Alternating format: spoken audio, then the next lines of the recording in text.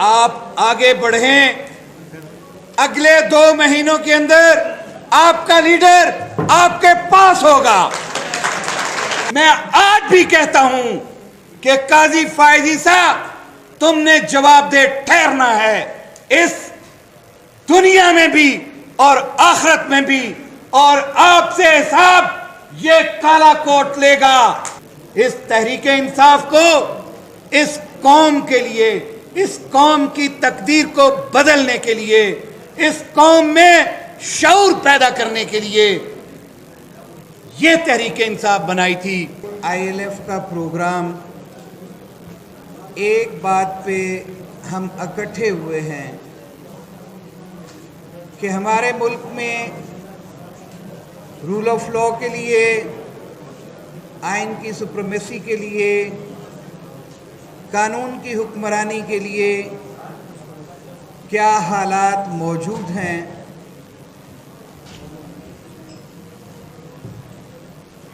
ظلم کا بازار گرم ہے اور پچھلے 76 سال سے ہم لوگ اس ظلم کی چکی میں پس رہے ہیں، اور خاص طور پہ بلوچستان کی عوام، بلوچستان کے وکلاء کے اوپر جس طرح ظلم اور تشدد کیا گیا، جس طرح سے کوئٹہ کارنیج 8 اگست کو یہ ہائی کورٹ، یہ سپریم کورٹ اور ضلع کچہری کے لوگ اپنے لاشیں کندھوں پہ اٹھا کے لے جا رہے تھے، وہ غالباً 8 جون کا ایک شہید تھا جس کی کنٹینیوٹی کے لیے ان 80 وکلاء نے جام شہادت نوش کیا۔ میں اس وقت اپنی فیملی میں، آپ کو پتہ ہے وکلاء کو 8 اگست کو چھٹیاں ہوتی ہیں، اپنی فیملی کے ساتھ اس وقت نارتھن ایریا میں تھے۔ ایک میسیج آیا، جیسے ہی میرے فون کا نیٹ چلا تو ایک میسیج آیا کہ کوئٹہ کے 80 وکلاء تقریباً شہید ہوئے ہیں۔ اس میں باز محمد کاکڑ ہو، اس میں داؤد کانسی ہو، اس میں جتنے وکلاء شہید ہوئے ان کے ساتھ میرا ذاتی تعلق تھا، کیونکہ باہر پالیٹکس کے اندر ہم لوگ جب اپنے صوبے کی سیاست کرتے ہیں تو بین الصوبائی ہماری میٹنگز چلتی ہیں، اور ان میٹنگز کے اندر ہمارا ایک ہی ایجنڈا ہوتا ہے، ملک میں آئین اور قانون کی بالادستی، اور آئین اور قانون کی بالادستی کے لیے ہم وکلاء کمیونٹی ہمیشہ کھڑے رہے۔ اس میں افتخار چودھری کی تحریک ہو، اس میں LFO کی تحریک ہو، اس کے اندر جتنے مارشل لاز لگے، تو ایک فرنٹ لائن پہ کالا کوٹ ہمیشہ رہا۔ ابھی یہاں پہ پارٹی کے کچھ لوگوں نے بات کی کہ 9 مئی کے بعد ہمیں وکلاء کی اس اہمیت کا پتہ چلا، وکلاء خان کے ساتھ کیسے کھڑے ہوئے۔ وکلاء ہمیشہ مظلوم کے ساتھ کھڑے رہے ہیں۔ آج ظلم PTI کے اوپر کیا جا رہا ہے، آج ظلم ہمارے وکلاء کے اوپر 350 وکیل ایک دن میں لاہور میں سے گرفتار ہوا۔ Being president high court bar, رات کا اندھیرا پڑنے سے پہلے ان 350 وکلاء کو ریلیز کروا چکا تھا۔ آج آپ سے وعدہ کرتا ہوں کہ ابھی بٹ صاحب نے ایک بڑی ذمہ داری ڈالی، وہ ذمہ داری تو عمران خان صاحب نے 8 تاریخ کو ڈیالہ جیل میں ان ناتوان کندھوں پہ ڈالی، اور میں نے آمین کہا، اور صدق کے دل سے آپ کے ساتھ وعدہ کرتا ہوں، صدق کے دل سے آپ کے ساتھ وعدہ کرتا ہوں کہ آپ آگے بڑھیں، اگلے 2 مہینوں کے اندر آپ کا لیڈر آپ کے پاس ہوگا انشاءاللہ۔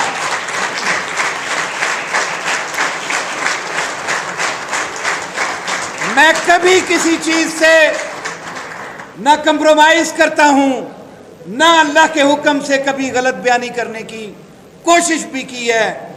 मेरे रब की हमेशा नुसरत हमारे साथ शामिल हाल रही है, और जो वादा करते हैं इस चीज को सामने रख के करते हैं कि औफू बिल्अहदी इन्नल अहद कान मसऊला, वादा पूरा करो, क़यामत के दिन वादों के बारे में पूछा जाएगा।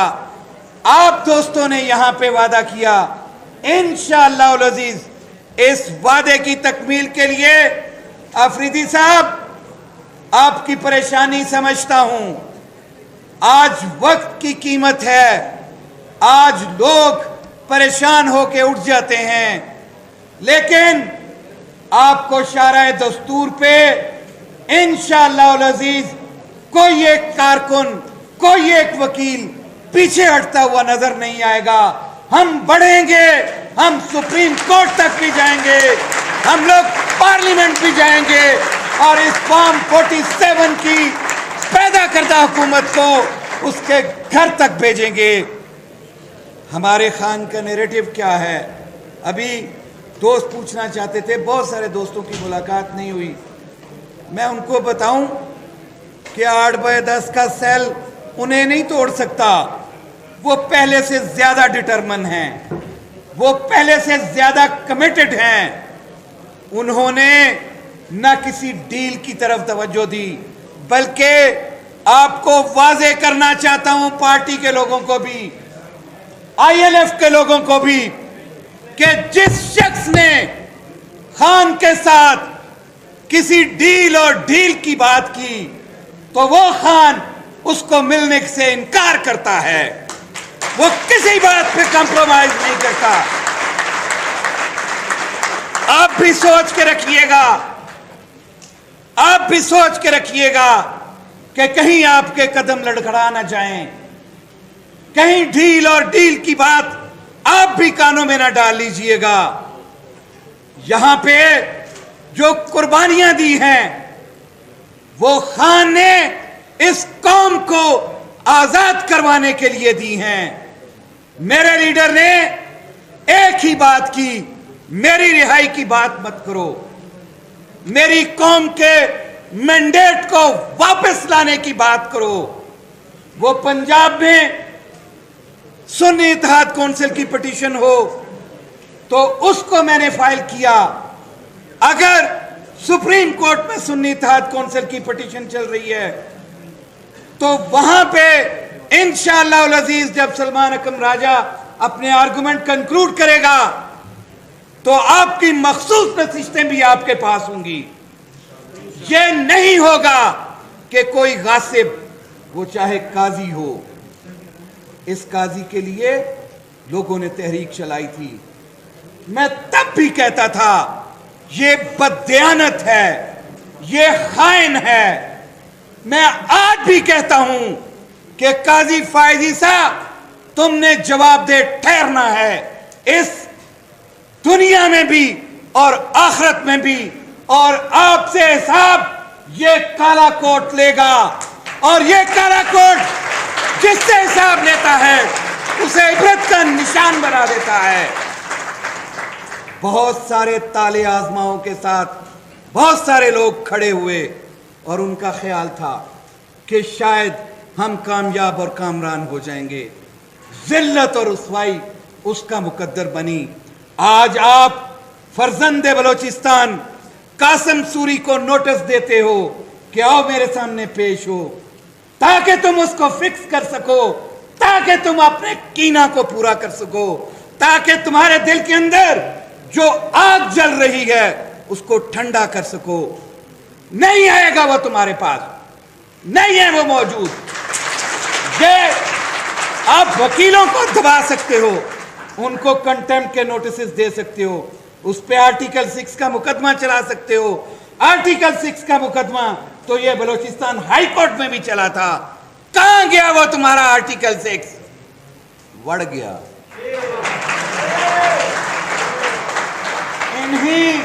इन्हीं अदालतों ने उसको हवा में उड़ा दिया।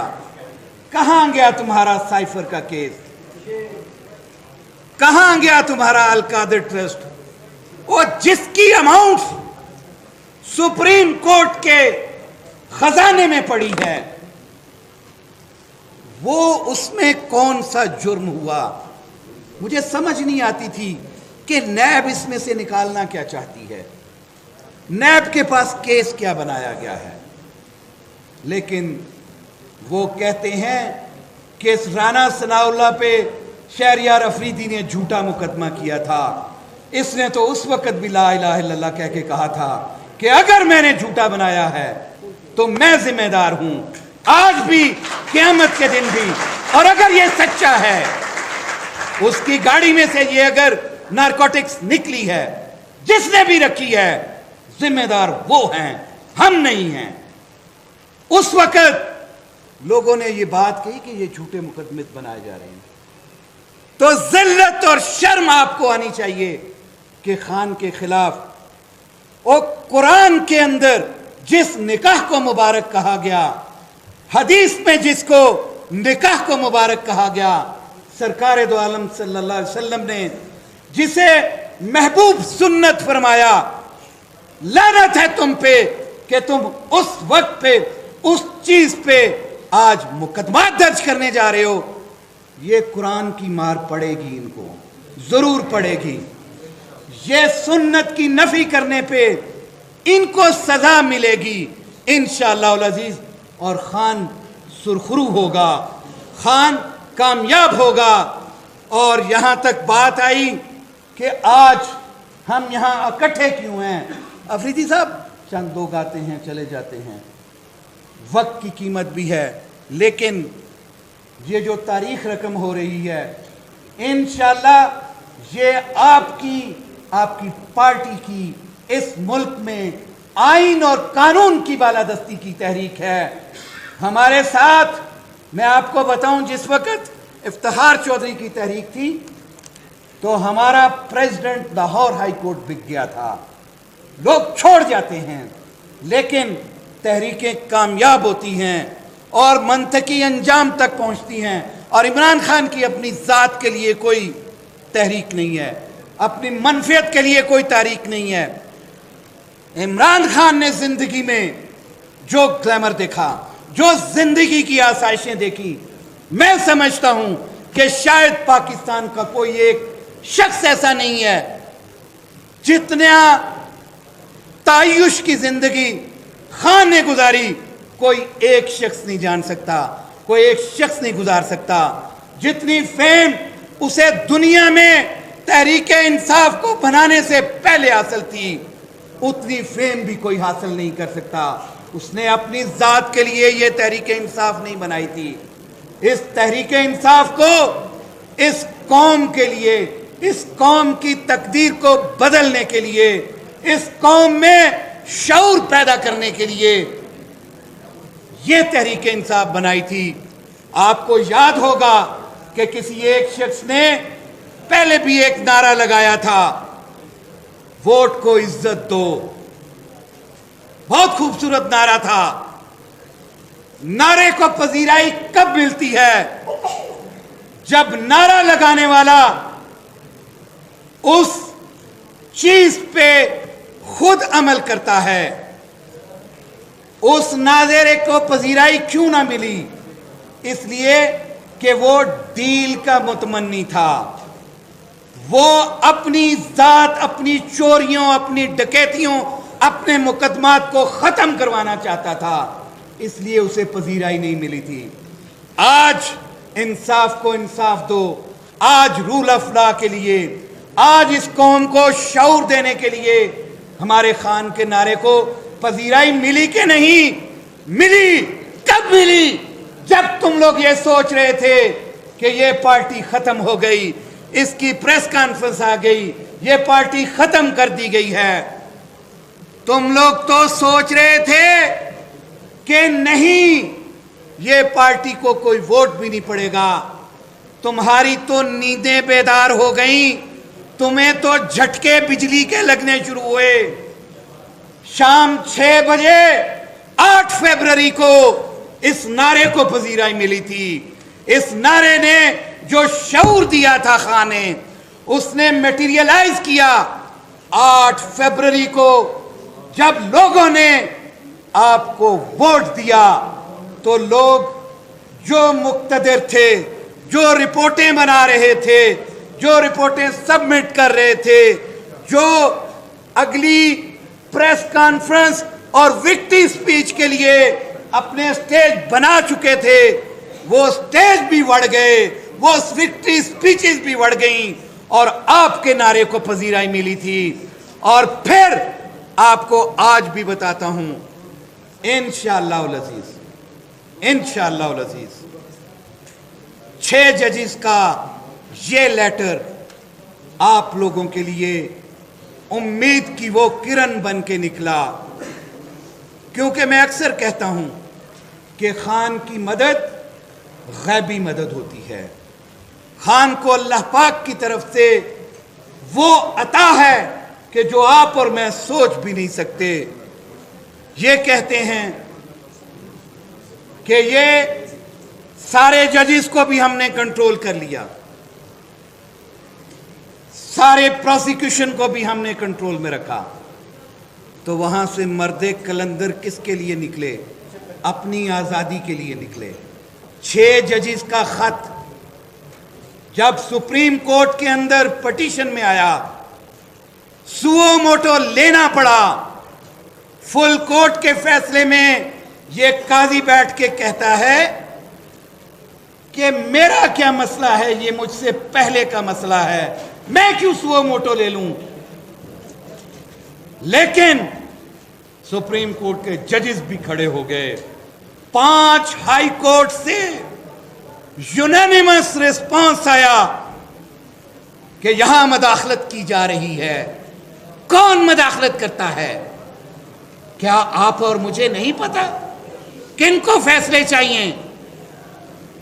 انہیں ہی فیصلے چاہیے جو اصل اقتدار اپنے ہاتھ میں رکھنا چاہتے ہیں۔ لیکن میں آج واضح کر دوں کہ اسٹیبلشمنٹ بھول جائے کہ یہ اقتدار اب اس کے ہاتھ میں رہے گا۔ وہ اقتدار اللہ کے دیے ہوئے اس جمہور کے پاس ہوگا، اور ہماری یہ تحریک کامیابی سے ہمکنار ہوگی۔ 6 ججز کا جج جب خط جو تھا، اس خط نے وکلا کو ایک اپرچونٹی پرووائڈ کیا۔ وہ اپرچونٹی پرووائڈ کیوں کیا؟ کہ جب 2-3 ججز بیٹھتے تھے تو آپس میں خسر پھسر کرتے تھے کہ مجھے فون آ رہا ہے، مجھے انڈیویجولی لاہور ہائی کورٹ کے بہت سارے ججز نے بلایا اور کہا کہ یہ پریشر ہے۔ میں نے کہا آپ کھڑے رہیں، انشاءاللہ العزیز وہ وقت دور نہیں ہے کہ یہ آواز پورے ایوانوں تک جائے گی۔ اور 1 مہینہ نہیں گزرا تھا کہ یہ 6 ججز کا لیٹر آ گیا۔ اب آپ تمام دوستوں سے میرا اتنا سا کہنا ہے کہ نہ تو ہم اپنے لیڈر کو بھٹو سے تشبیہ دیتے ہیں اور نہ ہی ان چور ڈکیتوں سے دیتے ہیں۔ میرا لیڈر عمران خان حق اور سچ کی آواز ہے، اس کی اپنی ذات کے لیے کوئی چیز نہیں، اس کی اس قوم کے لیے سب کچھ ہے۔ وہ کہتا ہے جان تو بہت تھوڑی ہے، جان چھوٹی چیز ہے۔ ہم ان کو تنبیہ کرتے ہیں، اور اپنے پارٹی کے دوستوں کو بھی ایک ریکویسٹ کرتا ہوں کہ وہ تختہ دار کی بات مت کیا کریں۔ ہم انشاءاللہ اپنے خان کو باعزت بری کروائیں گے اور ان جھوٹے مقدموں کو ہوا میں اڑا کے رکھ دیں گے۔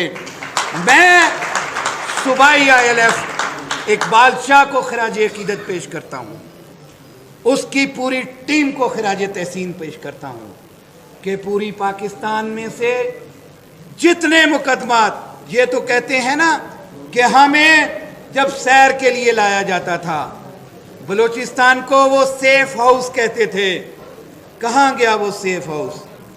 جس بھی میرے لیڈر کو یہاں لے کے آئے تو اقبال شاہ نے واڑ کے رکھ دیا۔